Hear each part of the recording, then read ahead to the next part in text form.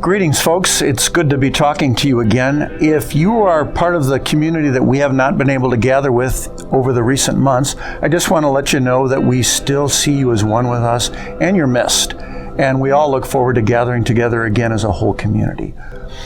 You probably already know this, but Bishop Gruss has not extended the dispensation to attend Sunday Mass. It expires the end of September.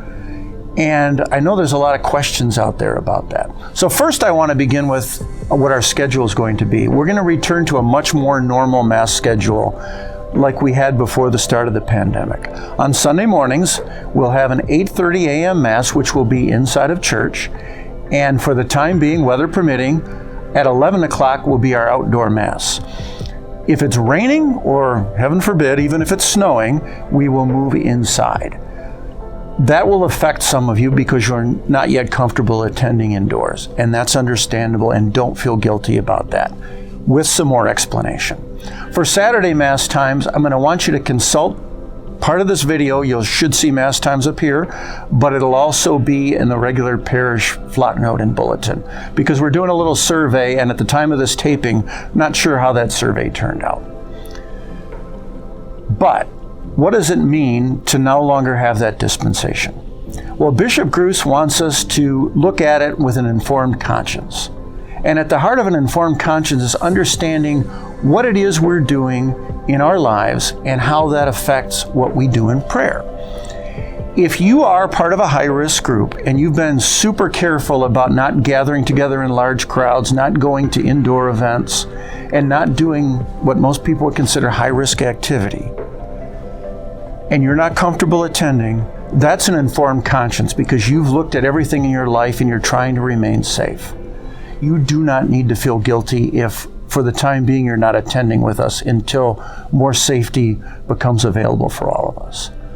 But he wants us to also know that if we're doing other things that maybe put our lives a little, or not necessarily even our lives, but our health a little more at risk, then you probably need to understand that if I'm going to bars, if I'm going to other activities indoors for personal enjoyment and recreation, then I probably need to think about whether or not I ought to be attending church as well and shouldn't just see this as a free time where I don't participate.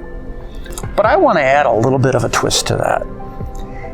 If you're participating in a lot of super high risk activities, then you may also want to think about not bringing that to people that are gathered in church.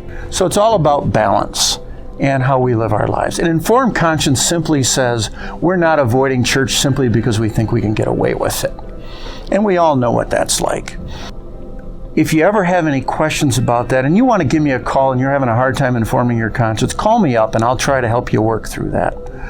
And I want to give you an example of the difference between an informed conscience and just plain guilt.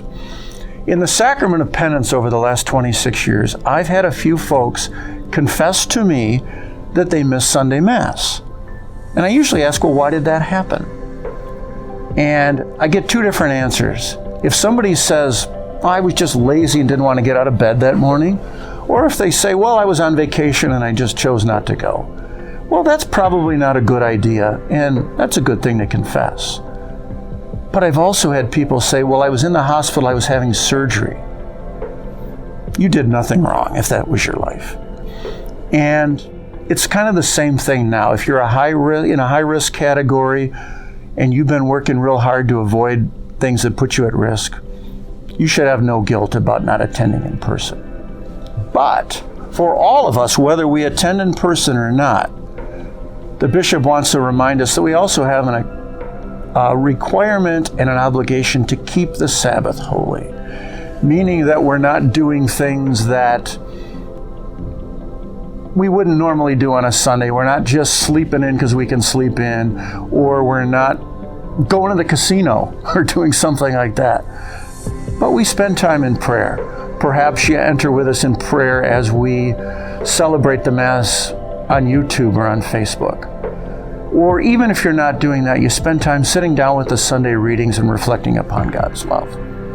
Those are things we're all required to do whether or not we're attending in person. So again, I hope you're doing well. We look forward to all this kind of coming to an end and gathering fully as a community. God bless you.